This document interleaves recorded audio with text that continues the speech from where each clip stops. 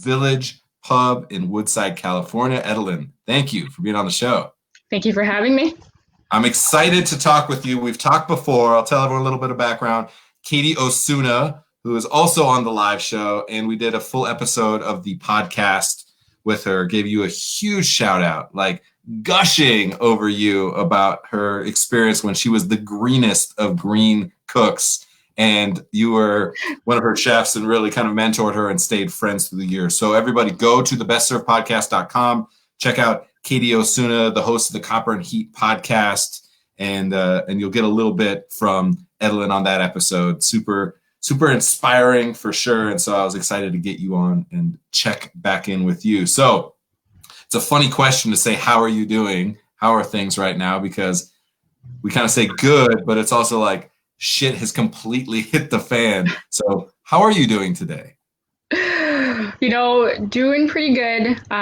Just trying to take everything in, kind of just one day at a time. And, as hard as it may be, just try to find the positive in all of this. I think I can say for myself, maybe this is the break that I needed. Maybe this is the break that I needed in order to reassess myself, check myself, really think about what's important and kind of just take advantage of it.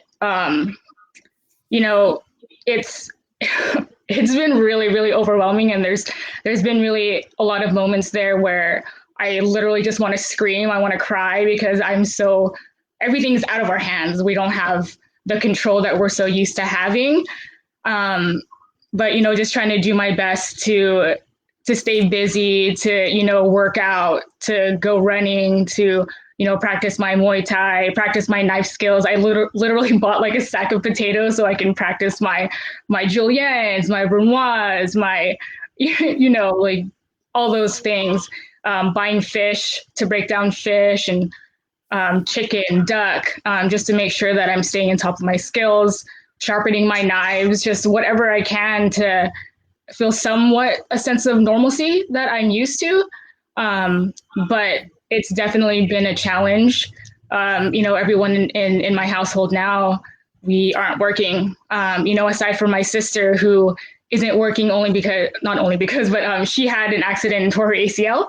But the rest of us, the three of us who were working, no longer are working right now. So just trying to figure it all out. But, being in this industry, we're really good problem solvers. So, we always make it out. We always have, just finding that sense of hope and just trying to make it through. Yeah, I've talked about it quite a few times. And actually the first episode today had a line cook here in Denver on and just was like fired up about the fact that he's got to figure shit out. Like we like bad news. For some reason, we're wired a little crazy. We like bad news. I know, because it gives us the opportunity to figure it out, to like make it happen, to find a way to band together. And so there's definitely that mentality. Real quick, how did that sack of potatoes fare against you? Did you demolish it?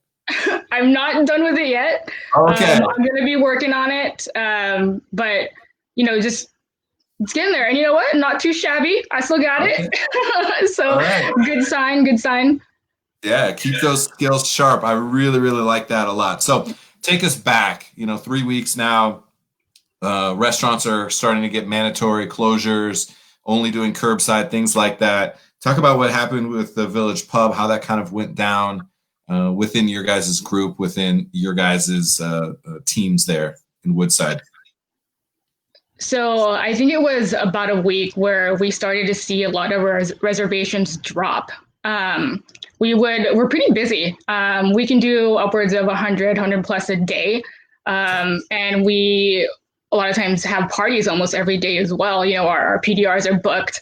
But once this all started to surface, we noticed that our reservations just kept on dropping. We kept on losing parties. A lot of these parties wanted hand sanitizer on the tables. Yeah. The community that we're in Woodside, there are a lot of more older people, very like well-established people. And, so they were like very, very high risk. So we kept on seeing the reservations just drop like flies. And it became really scary. And it's funny because I would hear a lot of people who weren't necessarily industry people talk about how this process was, they felt like it was slow.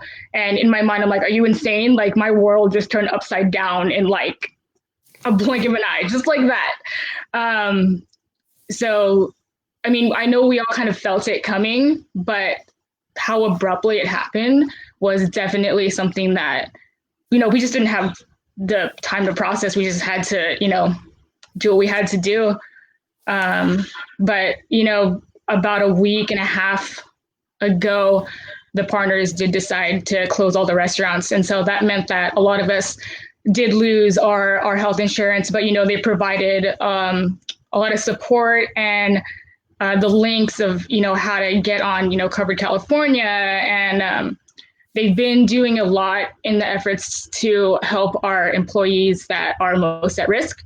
They do have a GoFundMe going on for the employees most at risk. And any funds that we have left over is going to be donated to the San Francisco Food Bank. But it has been super overwhelming to see how many of the guests that I remember seeing, you know, that would have reservations with us like once a week, twice a week, you know, be so gracious to donate. And, you know, the thing with Bacchus is that they've always been really good about building that community. Because, you know, they want these restaurants to be like the neighborhood restaurant in order to build that community, in order to build those relationships. And, you know, the result of it's been great because, you know, we have that support from them, and it's been really, really awesome. Yeah, I love hearing that. And so, I mean, when you say the regulars donating and stuff, I think that is the feeling that must be for you personally, for your team, for the people that are at most at risk within your family, right? That extended family. And I wonder about the people that donate, because it must feel like to them, they're not even donating. They're literally paying hospitality back that's already been paid to them. And I'm really appreciative of that dynamic and that interaction. And so for you, just personally, what does it mean to you to be a part of a restaurant group that gives a shit? Because there are plenty of horror stories that I continue to hear where they just laid us off. There was one meeting, they said, walk out the door. There was no resources given, no communication, nothing happened after that. And then I hear the opposite. And it's like, it was amazing. They took care of us. They did what they could. We understand. And they continue to try and support us. So talk about that as far as being within a community and a restaurant group that's actually doing their part, whatever that is. It's amazing. You know, they always talk about, you really know, how a company, their values, what their values really are, not how they treat the highest people, but how they treat the lowest people that work for them, you know, because at the end of the day, those are the people that need to be face to face with the guests. Those are the people that need to scrub those pots and pans because I burnt the shit out of it, you know. And we need to give credit where credit is due, and they're really good about doing that. You know, giving praise where praise it should be, you know, given out. You know, I think we try our best to do that. And just the motto of the company that I work for is that the guest leaves happier than when they arrived. And I think that's the same thing that they want for their employees as well, is for them to have that good experience at the restaurants that you know they may work at with us. So it's definitely great. And, you know, I feel very fortunate to work for a company that does give a shit, because I know in a lot of other places that's not the case, because they just become so insensitive to, you know, how people may feel. And, you know, for myself, I think having that that ability to connect emotionally with people and, you know, not being afraid to show it is a really, really powerful tool to have. Could not agree more. It's fascinating how sometimes one of the most humane industries, because we are literally built on having micro interactions with humans all day, every day, can become so inhumane in moments within companies because we stop caring about people, which is crazy to me, but we see it again and again. So I'm really happy to hear that, especially because, your company has a long history and a lot of different restaurants. And so the fact that that still matters now is really important. And so how many employees does your company employ altogether? Do you know? Ooh, I want to say upwards of, oh my goodness, I'm just kind of try to do a really broad guesstimate here. I want to say probably over 200, 300. Yeah. I mean, I think right now there are like 7 restaurants, all spread out through the Bay Area. So I remember that we had a all hands meeting like 2 years ago, and it was just for the managers, and we filled up like that one of the whole restaurant. So I mean, even the managers alone, there's a lot of us. Yeah. So there's a lot of people affected by this, which is again why it matters. It really matters that they're putting forth any amount of effort in the GoFundMe page and being able to connect the guests that you've had, the regulars that you've had, back to the people that have meant so much to them throughout the years. So can really appreciate that. All right, you talked a little bit and touched on what you are personally doing these days. Lots of sharp knives and that. Give us an idea of kind of your view on when you get back to work, because I know you've been thinking about food clearly a lot, and I'm sure menus are running through your head, and you're thinking about new ways to organize the kitchen, all the things that run through a cook's mind on the daily. We're consumed by it. So talk about that a little bit, maybe. Like, what are some of the visions that you have for your food, your kitchen, your team, kind of when you get back to work? Oh man, I mean, I know that we have a long road ahead of us and that it's going to take quite some time to get the restaurant back up and running. But we just kind of hit this kind of like awkward time because we were like so ready to roll out our new spring menu. And then this happens, and we were able to salvage a lot of the stuff when we broke down the kitchen to salvage a lot of the things, freeze a lot of sauces and things like that. So when we get back, we're like, so do we start off with the menu that we left off with, or do we go and try to roll out this spring menu? So thinking about how we're going to do that, I've been in contact with my CDC. Chef Jake, and kind of thinking about how we're going to process all this. But I think I need to kind of think about not just how I'm going to make things different in the kitchen, but how am I going to change how I'm going to be interacting with my employees, because I know that this has probably been something that has really, really taken a toll on them, taken effect on them. So trying to think about how I can be just that much more sensitive to the things that they may be experiencing, things that they may be experiencing or feeling, or because who knows that we're not going to get a second wave of this. We all have to be vigilant and, don't let our guard down, and just be ready if, there is another wave of this and we need to go through this whole process again. But I'm trying my best to make sure that that I have myself in line so that I can be better for my team. I can't let myself, get lazy or not hold myself to these standards on a daily basis just because I'm not working. Yeah, I love that. And to be able to be a leader, two things have to happen. One, you have to have lost. To be a leader, you have to have lost to understand what that means, to be able to pick yourself back up and pick others up. And two, you need to be okay so that you can actually lead people, because otherwise you're just barking in a boss. So I appreciate where your head's at. And that's why I asked the question, because I knew, you were going to be very thoughtful about the way that you are interacting, not just with the food, but with the humans, because that's a really important part of having that leadership mentality. Do you think that for you personally, for your team, when you're thinking about them, do you think a moment like this galvanizes you and brings you together more? Or do you think people start to go, well, maybe I need to get out of this industry because it's, I don't have a job right now. It's too vulnerable. I think it's a little bit of both. Oh man, right now, the companies that are doing well are, all the essential workers that are providing for us, which, big shout out to those essential workers. Oh my God, I experienced a lot of moments where people were just assholes to these people, and it's not their fault. There's so many things that are out of their hands, and people just not taking account for what's going on. They only care about themselves and what they're going through, and it's like these people are putting themselves on the line right now, putting themselves at risk. People don't think about that. A lot of these social workers, they're putting themselves at risk. Without them, like literally, I could not go to the store and get what I need to make dinner tonight.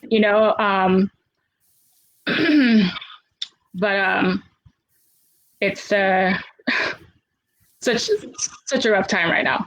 Yeah, it's absolutely crazy. Yeah, and it's interesting that you say that. It is going to be, in my mind, kind of a little bit of both. There's so many that are going to really, really galvanize, and then there are some that are they're just too insecure about the potential, vulnerability of the industry. And so it's something that I'm thinking about a lot, talking to a lot of people about a lot, because I want to make sure that the most committed, the most talented, the most all in this industry, the ones that it runs through their veins, don't have a single moment of hesitation when they come back to this industry. And this is what I meant to do, and it's meaningful, and we're going to figure it out together. So I can appreciate, again, the way that you're thinking about it is going to be very, very important. So, and when you talked about Curbside, you mentioned specifically that some of the executive level chefs, I believe it is, across the company are still doing Curbside, and you said it was pretty busy on some days. And so that money is going into the funds to pay for kind of your team and stuff. How is that going about practically? Because the reason I'm asking is I want other restaurants to basically be thinking about that, because a lot are not sure how to organize it. And so clearly you guys are a little bit more organized. You have the GoFundMe page, you have the Curbside going, and those funds are getting funneled. Is that happening daily, weekly? Like, how are you identifying those team members? Kind of give us some of that inside view. It is happening daily. The first week that we were, forced to shut down, that's when the chefs, decided to do this Curbside. And so what they do is they have one main kitchen that they work out of. They do all their meals through there. And then there are, I believe, 3 different restaurants that people can pick up at. So, it's not just in one location. They're spread out between 3 locations. So it's easier for those people to pick up as well. And what they'll do is they do it through DoorDash. And so what they do is they'll do like a weekly menu and kind of just, let people know what they're cooking, get them interested. And then they're really good about putting out reminders as well. Like, hey, here's the, if you haven't remembered, it's time to, put in your order for your meal for tomorrow. And, they put pictures of what they're going to be serving, which is really nice, because that's what kind of like intrigues you a lot of times, is like kind of see exactly the visual of that. And I mean, so the chefs that are working and, organizing that right now, Chef Mark Sullivan, the executive chef of all of Bacchus, is there grinding it out with my CDC, Chef Jake Burkhart, and, Stephen Palis is there too, and Chef Charlie. And they've actually gotten some of our cooks as well, a couple of our cooks.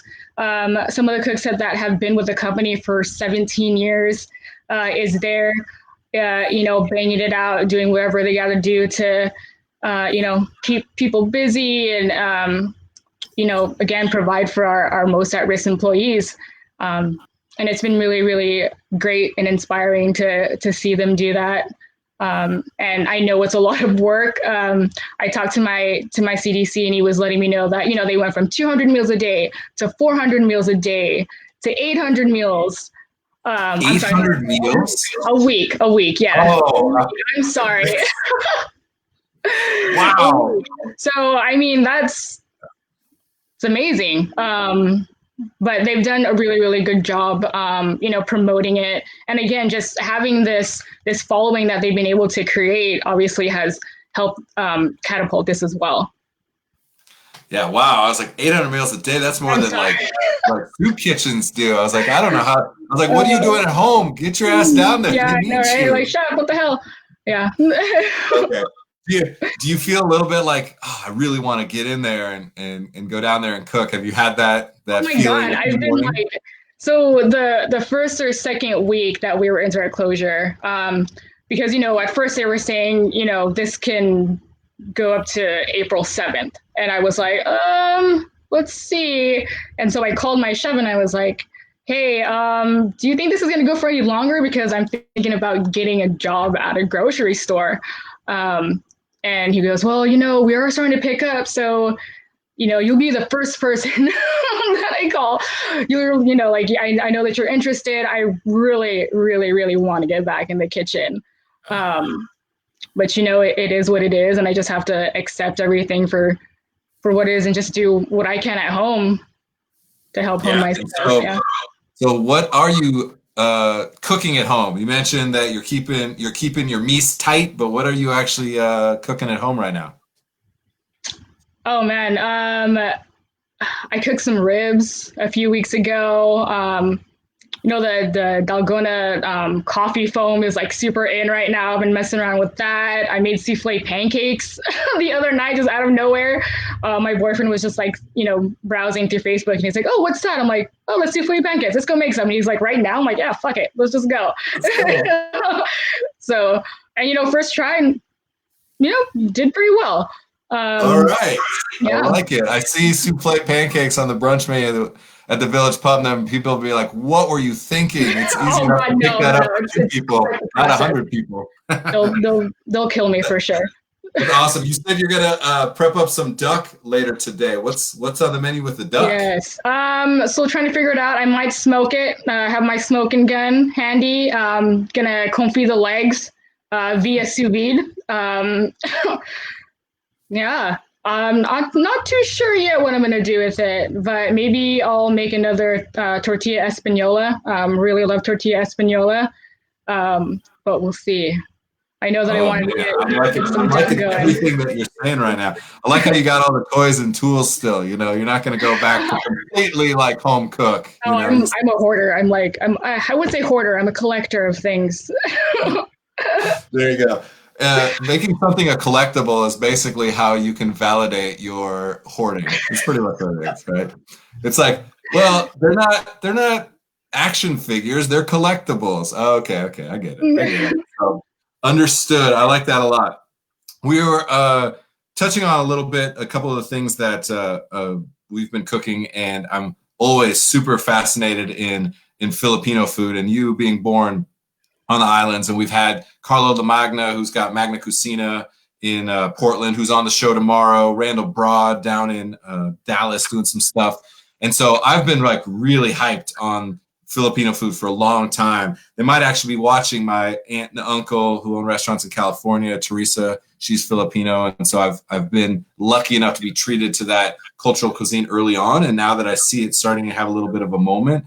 And so talk about that a little bit, because I know there is a time that Filipino food will become as normal as Chinese food is here. I cannot wait for that day. But touch on that a little bit as you've seen just a glimpse of your heritage, like coming into culinary fashion these days. Yeah, so I know we talked about, how Filipino and Spanish cuisines are very much intertwined with each other because, the Spaniards did they were in the Philippines for quite some time. I mean, my last name is Garcia, for the love of Christ. So I get asked all the time if I'm Mexican or whatever, but I'm like, no, I'm like part Spaniard. I'm not quite sure how much. But I know that I mentioned that at the Village Pub, we don't necessarily do those type of flavors. It's more Spanish, French, Italian food that we like to focus on. But I have seen a lot more restaurants, Filipino restaurants that have popped up. A lot of bakeries that I've heard of down in LA. In the Bay Area, there is quite a lot of Filipinos. Daly City, there's tons of Filipinos. There's a joke that goes around. It's like, why is Daly City so foggy? It's like, oh, because of all the rice cookers, so, things like that. But I definitely think we're making our way, and again, just trying to find our voice. Filipino food, depending on the region that you're in, some of the flavors can be quite strong. So I think there's a lot of funkiness to it, and a lot of that funkiness is, I would like to compare it to, it's very reminiscent to like Thai cuisine or, Vietnamese cuisine, where you have a lot of those like fermented fish flavors in it. The part of the Philippines where I'm from, Ilocos Norte, a lot of our cuisine focuses on a lot of vegetables. Coming from the province, there's a lot of farms there. And, it's just thinking about how do I, put this out to the public, but not water it down, because there's a lot of cuisines out there where they've kind of had to water it down to make it more approachable. But I think thinking about how I would want to put out Filipino food out there, I want to put it out raw, like exactly how it should be. And,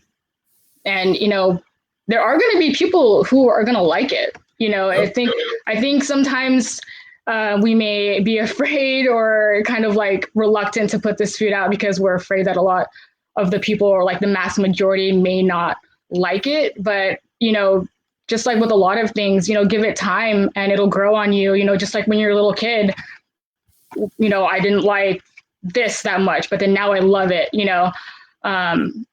but just trying to figure out how to do that. We'll see how it pans out. The American palate as a whole is still kind of like a little kid, and it's going to take generations for us to normalize. But you're seeing it more and more where there's like true, authentic Sichuan, where people are like, oh, you don't have orange chicken and General Tso's chicken. Yeah. Like those are American dishes, and the Cantonese style Chinese food. But you're starting to see, oh, that's Sichuan, that's Shanghainese, that's Taiwanese, that's Hong Kong specific, type stuff. And so that's paved the way a little bit. And you've seen that in Mexican as well. That's Oaxacan. We do 7 moles, and you're starting to see that.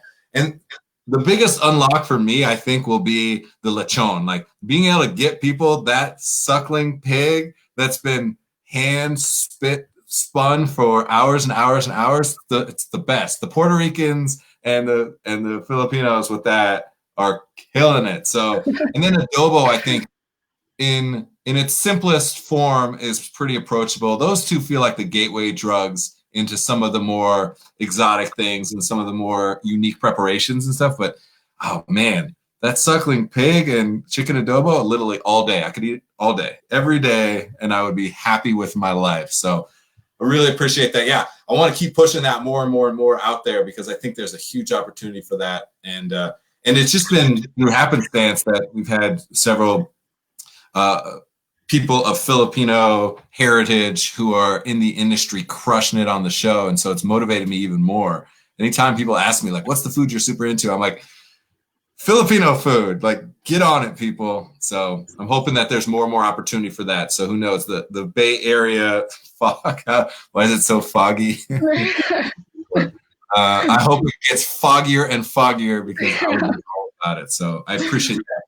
Edalyn, besides the keeping your cooking game tight, what else are you doing, listening to, playing, reading, all those type of things? What are your playlist items right now to kind of keep yourself balanced, re-energized, or decompress, all those type of things? Give us a couple recommendations.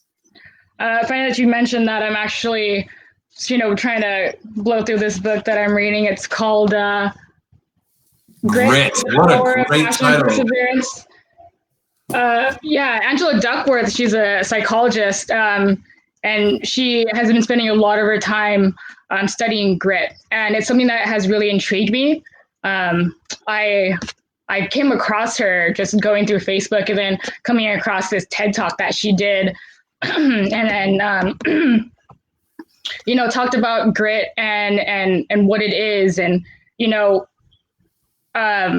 we think about what makes people successful.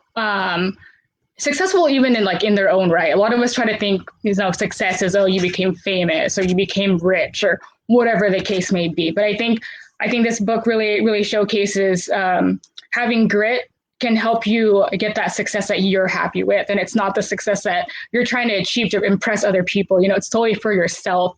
And it's really been helping me, navigate through my life and kind of really look at myself and think about how can I instill this grit in my cooks to help them get through difficult times.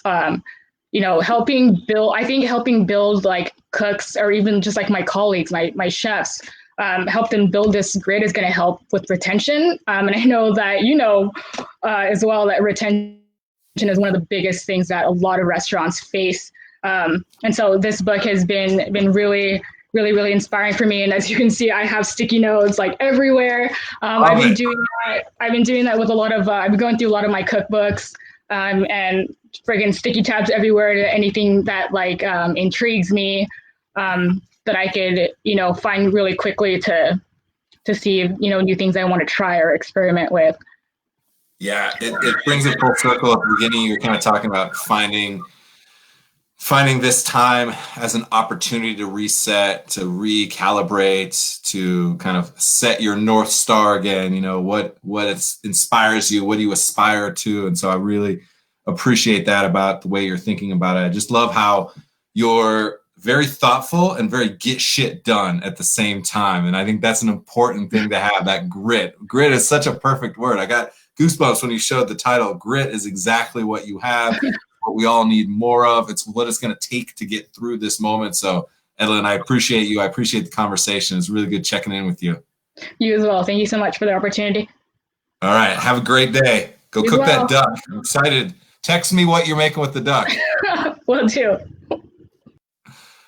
Yeah. Grit. Word of the day. Grit. Amazing word. I keep picking up my vernacular, my lexicon is improving day by day because people keep giving me these words that are really centering them, that are motivating them. And so, momentum, grit are the few that stick out to me that now are going to be words you're going to hear a lot more from me. I am going to take those words, just like I mentioned, taking the word high, and I've been talking about being positive and spreading positivity and making positivity infectious, right? We're going to take some of these words and make them our own and own the shit out of them so that they cannot dominate us. And I appreciate getting more words to throw into that stew of positivity, of motivation, of getting shit done, and having that hustle, that grind that's in us. Because if you hustle and grind, you won't get hustled and ground up in the minutia of this crazy industry that we're in, this crazy thing that it is to be a human in hospitality. So grateful for this opportunity once again to be able to talk to some really motivating #unsung hospitality heroes today. They are why this show exists. They are why I am so passionate about having these conversations and continuing to communicate in this time and any other time. You cannot stop me. This momentum is going to continue to lead to more and more conversations with more and more unsung hospitality heroes, more and more of the humans in hospitality. You're going to hear me reiterate and use the same words and phrases again and again and again. It's going to get monotonous, but damn it, you're going to remember them because they are so, so important. Words matter for sure. Tomorrow's shows, I mentioned it, Carlo Lamagna, who's becoming a good friend and somebody I get on the phone with and text with to just try and understand what's happening throughout. Very thoughtful guy, very thoughtful chef, very thoughtful owner. And we're going to talk tomorrow. He's going to be on 10 a.m. Mountain Time. That is noon on the East, 9 a.m. on the West. And then also a second episode tomorrow. This should be fun. We're going to have the Storm Cellar on in Hotchkiss, Colorado. Steve and Jamie will be talking about their wines. They sent some wine. It's downstairs right now. I'm excited to open that. It's like Christmas Day. As well as Jeremy Holloway, who on his live episode a couple weeks back mentioned I think it was a happy hour, a virtual happy hour, one of the first ones that I had heard about, virtual happy hour going on, that they were doing a little wine tasting. And that got me thinking about, let's have a moment to do a wine tasting. Is it frivolous? I don't know. I was wine tasting, the thing to be doing in this moment where I'm trying to have these heartfelt, serious conversations and bring people information and value. And the answer is yes. It is important to just have those moments of levity and balance. And you're probably going to learn a thing or two. I'm going to learn a thing or two, and I'm excited about that as well. So check in tomorrow. That's 11 a.m. Mountain Time at the Storm Cellar, as well as Jeremy Holloway, who is the Somm at Mercantile Dining and Provision in Denver, Colorado, are going to be on. And you're going to see me taste a little bit of wine. So as always, appreciate you. Continue to have some grit, people. My word of the day.